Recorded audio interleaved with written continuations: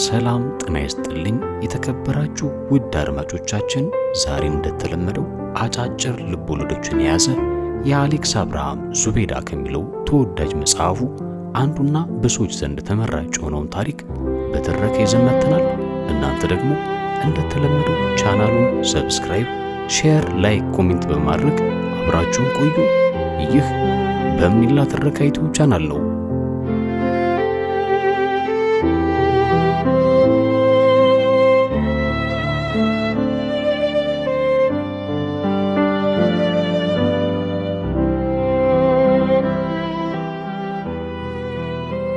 አልሐምዱሊላህ ደህና ናት። ልክ ከ8ኛ ክፍል ወደ 9ኛ ክፍል ሳልፍ ደስታ የሚያደርገኝና አሳጣኝ አበርኩ። ልቤ በደስታ ጧ ልትል ደረሰች። የባሰ ደስታዬን ጣሪያ ያስነካው ጉዳይ ደግሞ ወደ 9ኛ ክፍል ማለፌ ብቻ ሳይሆን 9ኛ ክፍል እንደማርበት የተመደብኩበት ትምህርት ቤት ነበር። ታሪካዊና ታላቁ የወይዘሮ ስን ትምህርት ቤት። እውነቱን ለመናገር ያን ዩኒቨርሲቲ መግባት ራሱ ወይዘሮ ስን እንደመግባት አያኮራም ነበር። ሰማያዊ ዩኒፎርሙ፣ ምርጥ መምህራኖቹ፣ የቀለም ቢባል የሙያ እንደውም ከዛ በፊት የራሱ የሆነ ትልቅ የሙዚቃ ትምህርት ክፍልና የኦርኬስትራ ቡድን ሁሉ ነበረው። ረዥምና ግርማ ሞገስ የተላበሰው ቢጫ ፎቁ ከሩቅ ተጋርሞ ሲታይ ቤተ መንግስት እንጂ ትምህርት ቤት አይመስልም። እንዲያውም ይህን ሁሉ ዓመት የተማርኩበት ትምህርት ቤት አሁን ከተመደብኩበት ጋር ሳወዳደረው አመዳም ሆነብኝ፣ ኮሰሰብኝ። የሆነ ክላሶቹን ሳያቸው የዶሮ ቤት መስለው ታዩኝ። ሞት ይርሳኝ። እንዲህ በደስታ ሰከሬ ጓደኛዬን አብሮ አደጌን አላሚን ረሳሁት። የት ሄደ? ፍለጋ ጀመርኩ። አላሚን ጓደኛዬ ነው፣ አብሮ አደጌ፣ ዝምተኛ ልጅ ነው። ድፍን ተማሪው በዝምታውና በጉብዝናው ነበር የሚያውቀው። ትምህርት ቤቱን አካልዬ ሳጠው በትምህርት ቤታችን የኋላ በር ወጥቼ ሁል ጊዜ ወደምንቀመጥባት ትንሽዬ ጫካ ብቻው ተክዞ ተቀምጧል። አቤት አቀማመጡ ሲያሳዝን! ያ ረዥም ቁመቱ እንደ ሰንቦሳ ጠቅልል ብሎ ውስጡ የሐዘን ምስር ተሞልቶበት ግራ ገባኝ። በዚህ ልዩ ቀን እንኳን አላሚ ማንም ያዝናል ብዬ አላሰብኩም ነበር። ምን አስተከሰው ግን? ካርዱን ባይኔ አይቼዋለሁ። 99 ነጥብ ምናምን ነቅንቆት ነው ያለፈው፣ ያውም ከትምህርት ቤቱ አንደኛ ወጥቶ። ምን ሆን ካልኩት ምንም አለኝ። ታዲያ ምን እዚህ ጎለታ አልኩት። አፍራ እኮ ወደቀች አለኝም ባትናንቆት። ምስኪን። እኔም እንደ ሳምቦሳ አጥፍጥፍ ብዬ አላሚን ጎን ተቀመጥኩ። ጠጋ አለልኝ። በቃ ሁለታችንም የሚኒስትሪ ካርዳችንን አንከርፈን በትካዜ ቁጭ አልን። ከሩቅ ለሚመለከተን ሰው ካርዱ ወደ 9ኛ ክፍል በጥሩ ውጤት ያለፍንበት መረጃ ሳይሆን ተከፍሎ የማያልቅ ዕዳ እንድንከፍል ከፍርድ ቤት የተሰጠን የትዕዛዝ ወረቀት ይመስል ነበር። ስናሳዝን። ደሴ እውቀት ጮራ ትምህርት ቤት ጀርባ ጦሳ ተራራ ስር እኔና አላሚን በትካዜ ተቀምጠን ቀረ። እስካሁን እንደ አፍራ ትልልቅ አይኖችና እንደ ቲማቲም የቀላ ከንፈር ያላት ሴት አይቼ አላውቅም። ለነገሩ እኔ ትዝ የሚሉኝ አይኖቿና ከንፈሮቿ ናቸው እንጂ አፍራ ውብ የሚለው ቃል የሚገልጻት ጉድ ነበረች። ቁመቷ ምዝዝ ብሎ የወጣ ጸጉሯ በስፖርት ቤሬት ጠቅልላ ካሰረችበት ስትፈታው መቀመጫዋ ላይ የሚደርስ፣ በዚያ ላይ ጥቁረቱ፣ በዚያ ላይ ብዛቱ፣ ጥቁር ፏፏቴ፣ ጥቁር አባይ ሲባል የአፍራ ጸጉር ይመስለኝ ነበር። እጇ፣ እግሯ፣ እረ የአፍራ ቁንጅና በ100 ዓመት አንድ የሚከሰት አይነት ነገር ነው። ወሎ የቆንጆ ሀገር ሲባል አፍራ ትዝ ትለኝና ሀቅ ነው እላለሁ። እንዲያውም ወሎ አፍራን ብቻ ይዞ ከድፍን ኢትዮጵያ ጋር በቁንጅና ቢወዳደር አጠገቡ የሚደርስ ያለ አይመስለኝም። ታዲያ ይህን ሁሉ ቁንጅና ይዛው 7ኛና 8ኛ ክፍል እኛ ክፍል የተማረችው ይህን ጉድ ችለን መማራችን ታምር አይደል? በዛ አፍላ እርሜ ኤርታሌ ላይ ጥደው ነው ያስተማሩ። ዳኛቸው የሚባል ሌላ ክላስ የሚማር ጓደኛችን ታዲያ ልክ የእረፍት ሰዓት ደውል ሲደወል እንቅፋት እስኪደፋው እየሮጠኛ ክፍል ይመጣና አፍራን እያየ እንዲህ ይለናል። አፍራ ያለችበት ክላስ አንድ ቀን ብማር አንጎሌ ይከፈት ነበር። ከ100 ነበር የማመጣው። መናፈሻ ውስጥ እኮ ነው የምትማሩት። ብርቅዬና ድንቅዬ ፍጥረት እየጎበኛችሁ ቱሪስት ናችሁ እኮ ቱሪስት። በኢትዮጵያ ብቻ፣ በደሴ ብቻ፣ በእውቀት ጮራ ትምህርት ቤት ብቻ፣ በ7 ሲ ክፍል ብቻ የምትገኝ ብርቅዬ ፍጥረት እየጎበኛችሁ ይለናል። እውነት አለው። አፍራ እነዚያን አይኖቿን አንዲት ስታሳርፍብን ልባችን ከቅቤ የተሰራች ይመስል ቅልጥ። ደግሞ አይኖቿን ጨፍና የምትስቀው ነገር አላት። አቤት ሲያምርባት! አፍራ ይላል ሳር ቅጠሉ። ታዲያ እሷ ጋር ለማውራት ለመቅረብ የማይጥር ማን ነው? አፍራ፣ ወይንሸትና ሳዳ አንድ ወንበር ላይ ነበር የሚቀመጡት። እውነቱን ለመናገር አፍራህን አይቼ ዳርና ዳር የተቀመጡትን ወይንሸትና ሳዳን ስመለከት ሰው አይመስሉኝም። ይቅር ይበለኝ። አፍራህን ዙሪያውን ለመጠበቅ የተገነቡ ግንቦች መስለው ነበር የሚታዩኝ። ለነገሩ ሁላችንም የክላሱ ልጆች የሆንን ዙሪያን የበቀልን አረም ነገሮች ነበር የምንመስለው።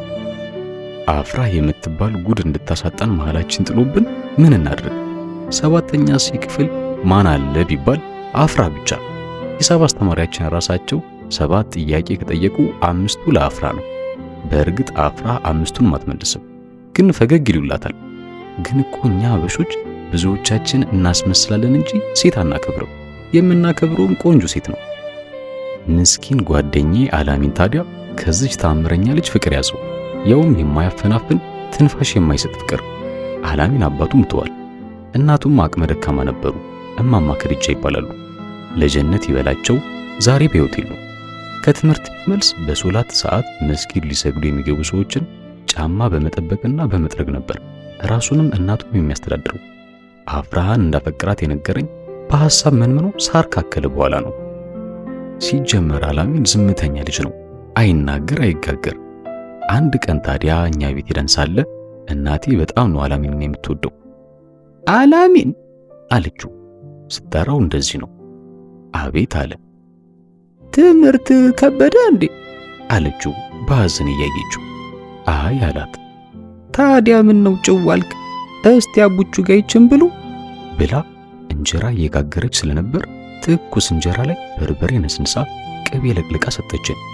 እኔ ላጥ ላጥ ሳደርገው አላሚን የእንጀራውን አይኖች የሚቆጥር እስኪመስለኝ እንጀራውን በትኩረት እያየ በሐሳብ ጭልጥ አለ። አላሚን በትኩረት ያየሁት ከዚህ ቀን በኋላ ነበር። እውነትም ጭንቅላቱ ብቻ ቀርቶ ነበር። አንተ ምን ሆነ ነው ወስፌ መሰልክ እኮ አልኩት። እውነቴን ነው፣ ገርሞኝ ነበር። ሰው ሲከሳ አናቱ እንዲቋጥኝ ያክላል እንዴ? በስማ አቡቹ ለማንም አትናገርም? የሆነ ምስጢር ልንገር አለኝ። አልናገርም አልኩት። ማርያም በል። ማርያም ሄዶ ወደዛ። እኔ ምስጢራችንን ለሰው ተናግሬ ያውቃለሁ ብዬ ተቆጣሁት። እሱም አታውቅም፣ ይሄ ግን ምስጢር አይደለም እና ምንድን ነው ብዬ ጠየቅኩት። ምስጢር ነው አለኝ እየፈራ። ምስኪን አላሚን። ምን መሰለ፣ አፍራህን እያት ይለኛል። ማታ ማታም ዝም ብላ ትዝ ትለኛለች። አርብ ሲመጣ በጣም ነው የሚጨንቀኝ። ቅዳሜ ሰፈሩ ሄዳለሁ ግን አልያትም። ቅዳሜና እሑድ ግን የት ነው የምትቀመጠው? የሆነ ሌላ ዓለም ላይ የምትኖር ነው ይመስለኝ። ሰፈሯን ማየት ደስ ይለኛል። ቅዳሜ ከናፍራ ቤት ፊት ለፊት ያለው ከረምቡላ የሚጫወቱበት ቤት ገብቼ ቆመና ከሩቅ ቤታቸውን አየዋለሁ። አንዳንዴ አባቷ ቀስ እያሉ እየተራመዱ በር ላይ ይንጎራደዳሉ። አባቷን ሳያቸው ዘመድ ይመስሉኛል። አፍራ ግን ትናፍቀኛለች። እስከ ማታ እዛው ቆሜ እጠብቃታለሁ። ሌላ ቤት አላቸው መስለኝ አትወጣም። ቁርስም ምሳም አልበላም፣ እዛው ውላለሁ። እሑድ ከረምቡላ ቤቱ ስለሚዘጋ የምቆምበት ግራ ይገባኛል። ድንገት ብትወጣና ብትየኝስ ብዬ እፈራለሁ። በቃ ዝም ብዬ በመንገዱ እመላለሳለሁ፣ ግን አልያትም፣ ትናፍቀኛለች። ሲናገር ድምፁ በፍርሃትና ጭንቀት ይርገበገባል። ፍቅር ይዞ እንዳይሆን አልኩት። ፍቅር አይደለም እባክህ አለኝ። እና ምንድነው አልኩት። እኔ እንጃ ፍቅር ነው መሰለኝ። በቃ ከዛን ቀን ጀምሮ ወሬው ሁሉ አፍራ ሆነች። አቡቹ ቅድም ማት ስንማር አፍራ ያንን ከባድ ጥያቄ ስትመልሱ አልገረመህም ይለኛል። አልመለሰችውም እኮ ተሳስታለች አልኩት። ባክ ቲቸር ራሳቸው ናቸው የተሳሳቱ ይለኛል ኮስተር ብሎ። አፍራ የማትስ ሊቅ፣ አፍራ የውበት ጥግ። የውበቱ እንኳን እውነት ነው። አፍራ ስታድግ ሳይንቲስት እንደምትሆን ሁሉ አላሚን የተነብይልኛል። ወይኔ ፍቅር! በተደጋጋሚ ስለ አፍራ ከመስማቴ ብዛት አፍራን እኔም ላፈቅራት ምንም አልቀረኝም። እውነቱን ለመናገር የዛን ጊዜ ክላስ ውስጥ ከነበርነው 30 ምናምን ወንዶች 10 ምናምኑ በአፍራ ፍቅር የተለከፈ ነበር፣ ሂሳብ አስተማሪያችን ጭምር። መቼም ሂሳብ አስተማሪያችን እያካፈሉም እየደመሩም እየቀነሱም እያባዙ ሳያስቧት አይቀሩም። አንዳንዴ ጉዝዝ ብለው መላጣቸው ላይ ላብ ፍጭጭ እያለ ሲመለከቷት ያሳዝኑኝ ነበር። ወይኔ ምን ነው ያችን አመድ አማግብቼ 5 ልጅ ባልወለድኩ ኖሮ እያሉ በሚስታቸው የሚቆጩ ነው ይመስለኝ። እኔና አላሚን ወደ ቤት ስንሄድ አፍራና ጓደኞቿን ከሩቅ በቀስታ ተከትለን ነው። አንድ ቀን ታዲያ አፍራ ማስቲካ ገዝታ በአና ማስቲካ ማለት ነው። ልጣጩን ጥላ ወደ ጓደኞቿ ተቀላቀለች። እኛ የማስቲካውን ልጣጭ የጣለችበት ቦታ ስንደርስ አላሚን ተስገብግቦ ቢጫውን የማስቲካ መሸፈኛ ወረቀት አነሳው። የሆነ ከባድ ቅርስ ወርቆ ያገኘ ነበር ይመስለው። ለራሴ ማመን እስከሚያቅተኝ ለ2 ዓመት አካባቢ የማስቲካውን ልጣጭ በታላቅ ክብር አስቀምጦት ነበር። ለእርሱ ብቻ በሚታይ ስውር ቀለም የአፍራ ምስል የታተመበት እስኪመስለኝ። አላሚን ሲሰቃይ እንዲሁ ክረምት ገባ። አፍራህን ለ2 ወራት መለየት ለአላሚን የቁም ሞት ነበር። ሱሱን አበታለች። አፍራህ ዓለምን ሁላ ጨልማ በነፍሱ ሰማይ ብቻዋን የደመቀች ኮከብ ነበረች። ቢሆንም እንደለመደው በዝናብ ሳይቀር ከረምቡላ ቤት እየሄደ እዛው ቆሞ አፍራህን ስትወጣ ለማየት ይጣጣር ነበር። ለ15 ቀናት ጠብቆ አላያትም። ሊያብድ ሆነ። ታዲያ በመሃሉ በጣም የምንወዳቸው ሼህ ያሲን የሚባሉ ሰውዬ መንገድ ላይ ያገኙኝ። የአላሚን ቁርአን አስቀሪ ናቸው። አቡቹ ደህና ዋልክ አሉኝ። ደህና ዋሉ ሻችን አልኳቸው። አልሐምዱሊላህ ና እስቲ ወዲህ የማወጋህ ጉዳይ አለኝ አሉና ከመንገዱ ወደ ዳር ወስደውኝ እንዲህ አሉኝ። ጓደኛህ አላሚን ምን ነክቶት ነው ልጅ? ከቀልቡም አይደለም። ቁርአን ቤትም መምጣት ካቆመ ስንት ጊዜው ተበላሽቷል ይሄ ልጅ። ጭራሽ ዛሬ ቁማር የሚጫወቱበት ቤት ቆሞ አየሁት። ጓደኛው ነህ አትመክረውም? ኧረ ቀልቡ ደረቀ ብለው ነገሩ። ለአላሚን አዘንኩ። ማን ነው ቀል የልጁን ጉዳት? የዋልንበት ቦታ ሁሉ ያለን እየመሰላቸው ስንቶች በዋልንበት ፈረጁን። አላሚን አንድ ቀን እየተጣደፈ ቤት መጣ። ከመቸኮሉ ብዛት ድመታችንን በሩ ስር እንደተኛች ጅራቷን አርግጦ ከአቅሟ በላይ አስጨዋት። አቡቹ አይገርምም?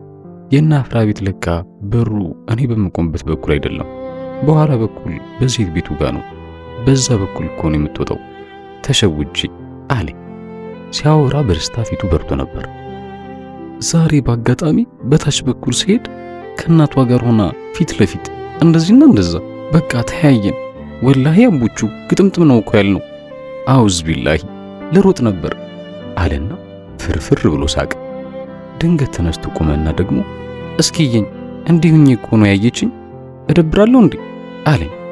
2 እጆቹን ግራና ቀኝ እንደ ክንፍ ዘርግቶ አንዴ እኔን አንዴ ራሱን ቁልቁል እየተመለከተ አሳዘነኝ። የአፍራህን ቅንጡ አለባበስና የአላሚንን የተንሻፈፈ ሸራ ጫማ፣ ያረጀችና የወየበች ቪቅርጽ ቲሸርት በውስጥ እያሰብኩ አይ አይደብርም አልኩት። እንደ ሕፃን እየተፍነከነከ መጥቶ አጠገቤ ኩርምት ብሎ ተቀመጠ። አይገርምም? ከእናቷ ጋር ሆና እኮ ነው በቃ እንደዚህና እንደዛ ፊት ለፊት። እንዴት አምሮባታል መሰለህ አቡቹ ብታያት፣ ወላሂ ያቺ የምታውቃት አፍራ አይደለችም። በቃ እንደዚህና እንደዛ እኮ ነው። እጆቹ ይንቀጠቀጣል። አይኖቹ የደስታ የሐዘን የሀፍረት የምኞት ብርሃን ይረጫሉ። ፊቱ ላይ ደስታ እንዳደረበት ልሸኘው ወጣው። ልንለያይ ስንል አቡቹ 2 ብር አለ እንዴ አለኝ እየፈራ። አላሚን እንኳን ደፍሮ ብር መጠየቅ የዋሰውን ደብተሩን እንኳን መልሱልኝ ለማለት የሚፈራ ልጅ ነበር። ብር ስላልያዝኩ ወደ ቤት ተመልሰን ከእናቴ ተቀብዬ ሰጠሁት። ደስ ብሎት ሄደ። ቆይቼ ስሰማ በአዲሱ የናፍራ በር በኩል አንድ ሻይ ቤት አለች። ሻይ 50 ሳንቲም ነው። በሰጠሁት ብር ሻይ እያዘዘ ቁጭ ብሎ አፍራን ሲጠብቅ ነበር። 4ቱንም ቀን ግን አላየትም። እናም ከረምቡላ ቤት አካባቢ ያገኘውን የናፍራን ሰፈር ልጅ ጠይቆ አፍራህ አዲስ አበባ ለረፍት እንደሄደችና ትምህርት ሲያልቅ እንደምትመጣ አረዳው። ቅስሙ ተሰበረ። ቢሆንም እናፍራ ሰፈር መሄድ ግን አላቆመም። በየቀኑ ያንን ሰፈር ሳይረግጥ አይውልም። ሸርፍ ተራ፣ ትርምሱ፣ ግርግሩ፣ ጫት ተራው፣ መኪናው፣ የደሴ አንደኛ ቀውጢ ሰፈር፣ ይሄ ሁሉ ግርግር ግን ከአፍራ አይበልጥም። አፍራ ብቻዋን የአንድ ትምህርት ቤት ወንዶች ነፍስ የተደረደረባት ገበያ አይደለች እንዴ? እሷ ከሌለች ለምን ትሄዳለህ እለዋለሁ። እኔ እንጃ ነው መልሱ። ያሳዝነኛል። አንድ ቀን ደግሞ ቤት መጣና አቡቹ ስራ ልጀምር ነው አለኝ በደስታ ፍንክንክ ብሎ። የምን ስራ አልኩት። አይሱዙ መኪና ላይ ረዳትነት። ትቀልዳለህ እንዴ? ወላሂ እውነቴን ነው። ከአዲስ አበባ ደስ የሚመላለስ አይሱዙ ላይ ስራ ልጀምር ነው። እናቴን ነግሬያት ታሳምኛታለሁ። መኪናው ቅዳሜ ወደ አዲስ አበባ ይወጣል። አብሬው ሄዳለሁ። ብታይ ቀላል እኮ ነው ስራው። ፊቱ ላይ ተስፋ ይንቀለቀላል። በቀጫጭን እጆቹ ሸራ ሲጎትት የጎማ ብሎን ሲያጠብቅ አሰብኩት። አላሚን ትንታጉ ተማሪ፣ ይሄ ፍቅር የሚሉት ነገር ግን ምን አይነት ልክፍት ነው በእግዚአብሔር። አላሚን ገና በመጀመሪያ ጉዞ ከመኪና ላይ ሲወርድ ወድቆ ግንባሩ ተፈነካክቶና ክንዱ ተላልጦ መጣ። ሰው ሁሉ እንኳን አላህ አተረፈህ እያለ አዘነለት። እንዲህ ካልተላላጡና ካልተፈነካከቱ የልብን ስብራት የመንፈስን መርቀቅ አይቶ የሚያስታምም የለም መቼም። እንዲህ አለኝ አሮጌ ፍራሹ ላይ እንደተኛ። አንተ አፍራ ያንን ሁሉ መንገድ አልፋ ነው አዲስ አበባ ሄደችው? እነዛን ተራራዎች አይታቸዋለች? ያንን ገደል እያየች ፈርታለች? ደብረ ሲና ምሳ በልታለች? ቆሎም ገዝታ ሊሆን ይችላል። እዛ ጨለማ ዋሻ ውስጥ ስትገባ በፍርሃት ተንቀጥቅጣም ይሆናል እኮ። ኡፍ አንጀቴን በላው። ከላይ እንደ ዕቃ ተጭኖ አፍራ ባለፈችበት መንገድ በማለፉ ምናባዊ ዳናውን ተከትሎ ሲነጉድ ታየ። ምስኪን አላሚን። ቀስ በቀስ አላሚን ነገሮች ሁሉ ተቀላቀሉበት። አንድ ቀን ትምህርት ቤት ሄደና ጭር ያለው በር ላይ ያገኛቸውን የትምህርት ቤታችን ጥበቃ ጋሽ ደምልኝ ትምህርት መቼ ነው የሚጀምረው አላቸው። ምን አውቄ ብለህ ነው ልጄ አሉት። ቀጠል አድርገው የኔ ልጅ ኳስ ሲራገጥ ይውላል፣ አንተ ትምህርት ናፍቆ የወለዱ አባትና እናት ምንኛ ይኩሩ፣ እሰይ እሰይ የኔ ልጅ አሉት። ትቷቸው ወደ ቤት ተመለሰ። በቃ መረጋጋት አቃተው፣ ተወዛገበ። 8ኛ ክፍል በተመሳሳይ ለአፍራ ፍቅሩን ሳይነግራት በየቀኑ እያያት በአይኖቹ ተስፋ ነፍሱን አፋፍቶ ኖረ። አንድ ቀን ለአፍራ ስጦታ ልሰጣት አሰብኩ አለኝ። ገረመኝ። ወይኔ ፍቅር ጉርለት አይገባው ድህነት እያልኩ ሳስብ አላሚን አንድ የ50 ብርና 3 10 ብሮች ከኪሱ አውጥቶ አሳየኝ። ከየት አመጣው ብዬ ጠየቁት። ለረመዳን መስኪር ጫማ ጠርጌ ያጠራቀምኩት ነው አለኝ። እና ለአፍራ ስጦታ ለመግዛት በድፍን ደሲ ስጦታ መሸጫ ቤት ዞር። ለአፍራ የሚሆን ስጦታ ጠፋ። ለነገሩ ስጦታው ብቻ አይደለም የጠፋው፣ ስጦታ መስጫ ወኔም ነጠፈ። አሁንማ አፍራን እኔም እንደ አላሚን ሆንኩ የምፈራት። ይሄው ወደ 9ኛ ክፍል ስናልፍ አፍራ ወደቀች። አላሚን ደግሞ እሷን ጥሎ ማለፉን ጠላት አድርጎ ጠመደው። ወይዘሮ ሴን ቀባን። ያንን ሰማያዊ ዩኒፎርም ለብሰን የፒያሳ ደረጃ ላይ ተጀነንበት፣ ተኮፈስንበት። በተለይ ያን ሌላኛው ሃይ ስኩል ሆጤ ይባላል። እዛ ይማሩ የነበሩ ልጆች በእኛ ይቀኑ እንደነበር ትዝ ይለኛል። በእርግጥ ከዛ ቀይ ሹራባቸውና አረንጓዴ ካሽመሪ ሱሪያቸው ጋር ሲስተያይ እኛ የሲን ተማሪዎች አምባሳደር ነበር የምንመስለው። የዛሬን ያርገውና ስንኮፈስ ታዲያ ደረጃችንን እንደ ዶላር እንመነዝረዋለን። የወይዘሮ ሴን 9ኛ ክፍል የሆጤ 12ኛ ክፍል ጋር ሂሳቡ እኩል ነው ስንላቸው እንደ ሹራባቸው ፊታቸው በብስጭት ይቀላል። ቢሆንም ምርጥ ጓደኞቻችን ነበሩ። እኔ ልክ ወደ 10ኛ ክፍል ሳልፍ ደሴን ለቀቁ። ውድ ጓደኛዬን ከነኑሮ ድቅስቃሱ ብቻውን ትቼው በቃ አላሚን ጋር በዛው ተለያየን። ሁልጊዜም ትዝ ይለኝና ምን ሰይጣን እጄን እንደሚይዘው እንጃ ስልክ እንኳን አልደውለትም። በቃ ተለያይተን ቀረን። ሲቆይ ትዝታውም ራሱ ደበዘዘ። በራሴ ሕይወት አዙሪት በራሴ ጓደኞች ተከብቤ አላሚን ምርጡን ጓደኛዬን ከነመኖሩ መረሳሁት። ሰው ወረተኛ ነው የሚባለው ለዚህ ነው። ወደ ደሴ ተመለስኩት ከ10 ዓመት በኋላ ነበር። የጓደኝነት መንፈሱ ከተማው መግቢያ በር ላይ ቆሞ የጠበቀኝ ይመስል ገና ሸዋ በር ስደርስ አላሚን ከነናፍቆቱ አይምሮዬን ሞላው። በቀጣዩ ቀን እና አላሚን ቤት ስሄድ እናቱ እንደሞቱ አላሚንም የአይሱዙ ረዳት እንደሆነና ሸርፍ ተራ አካባቢ እንደማይጠፋ አንዲት ልጅ ነገረች። የት ነው የማውቀው ብላ በትኩረት እየተመለከተች። ድሮ አውቃታለሁ። የና አላሚን ጎረቤት ነበረች። ሸርፍ ተራ ሄድኩ። ትርምሱ ብሶበታል። አዳዲስ ህንጻዎች ወረውታል። ጣሊያን በሰራው ጅብሩክ በሚባለው የገበያ አዳራሽ ውስጥ ለውስጥ ብዙ አይሱዙ መኪናዎች የተደረደሩበት መንገድ ላይ አንዲት ትንሽ ሻይ ቤት በረንዳ ላይ ስደርስ ብዙ ወጣቶች ተሰብስበው ጫት እየቃሙ ሞቅ ያለ ወግ ይዘዋል። ጠጋ ብዬ አንዱን አላሚን የሚባል ልጅ ያውቅ እንደሆነ ጠየቅኩት። ፊት ለፊት ያለ ሌላ ሻይ ቤት ጠቆመኝና ወደዛው አቀናው። አላሚን አየሁት። ጫቱን በግራ እጁ እንደያዘ በጩኸት ተቀበለኝ። እኔ አላምንም አቡቹ እንዳትሆን እኔ አላምንም። ያ አላህ ተቃቀፈ። አላሚን እንደዛው ክስት እንዳለ ነው። ጥርሱ በጫት በልሷል። ሲያይ ትንሽ ተሳቀቀ። ትከሻና ትከሻዬን ይዞ ራቅ አድርጎ እያየኝ ያአላህ ብሎ እንደገና አቅፎ ይስመኛል። ተያይዘን እዛው ጅብሩክ ፎቅ ላይ ወዳለው ካፌ ገባን። እንዴት ነህ አሚ ስጠራው እንደዛ ነበር። አልሐምዱሊላህ ደህና ነህ ቡቹ ማሻአላህ አምሮብሃል አለኝ ትከሻዬን በቀኝ እጁ ቸብ ቸብ እያደረገ። እኔ ስላማረብኝ ብቻ አቤት ፊቱ ላይ የነበረው ደስታ። እኔም እንደዛው ሳልሆን አልቀረውም። የኔ ግን ስላገኘሁት ነበር። ምሳ እየበላን የባጤ ቆጡን አወራ። አላሚን ትምህርቱን ከ10ኛ ክፍል አቋርጧል። እናቱን ለማስታመም ነበር ያቋረጠው። እናቱ አልተረፉም። ከዛ በኋላ መቀጠል አልፈለገም። እዛው ሸርፍ ተራ የድለላ ስራ እየሰራ ረዳትነትም እየሞከረ ቀልጡ ቀረ። ያፈጣንና አስገራሚ አይምሮ የነበረው አላሚን በቃ ይሄው ሆነ ዕጣ ፈንታው። እየፈራው የማይቀረውን ጥያቄ አስከተሉ። እኔ እምልህ አፍራ አሳለች አልኩት። ዝም አላለም።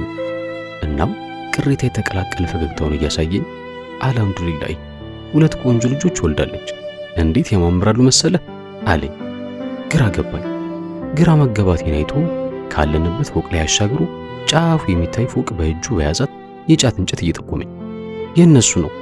አንድ ሀብታም አግብታ ይህን ፎቅ ሰርተው እየኖሩ ነው። ከስር ያለው ትልቅ ሱቅ የሷ ነው። ሁልጊዜ አያታለሁ። ወላሂ ያምሩባታል አለኝ። ከነ ቅሬታ ፈገግታው አቀረቀረ። ከረጅም ዝምታ በኋላ የምግብ ጠረጴዛው ላስቲክ ላይ እንባው ጠብ ሲል አየሁት። አቅፌ ወደ ራሴ ያስጠጋሁት። ከልብ ያዝኜ ነበር። እናም በእቅፌ እያለ ድምፁን ቀንሶ እንዲህ አለ። አልሐምዱሊላህ አፍራ ደህና ናት፣ አያታለሁ ዛሬ